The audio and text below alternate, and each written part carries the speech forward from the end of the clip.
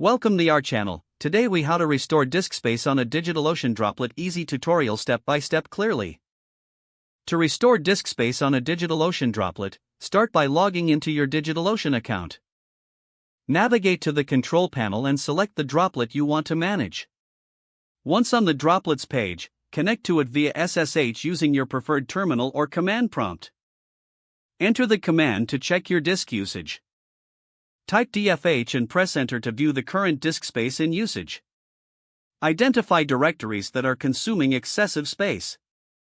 Common culprits include /var/log/tmp and users' home directories.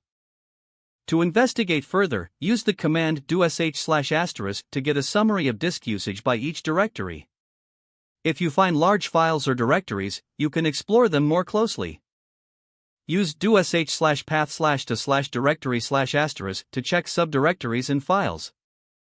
Once you identify unnecessary files, proceed to delete them. For log files, you can clear them using sudo truncate s0/var/log/logfile.log. For other files, use the command rmrf/path/ to /unwanted/file. If you have applications installed, consider removing unused applications to free space. You can uninstall applications with the command sudo apt-get remove package name on Ubuntu systems. After decluttering, you may want to clean up package cache. Run sudo apt-get clean to remove downloaded package files that are no longer needed. To check how much space you have reclaimed, rerun the DFH command. If your droplet still needs more space, consider resizing it through the DigitalOcean control panel. Choose a larger plan to provide more disk space if necessary. Review your changes and confirm the additional disk capacity. Finally, reboot your droplet for the changes to fully take effect. Once it restarts, verify your disk space again using the DFH command. You have successfully restored disk space on your DigitalOcean Droplet. If the page does not load, refresh the browser or try again in a private or incognito window.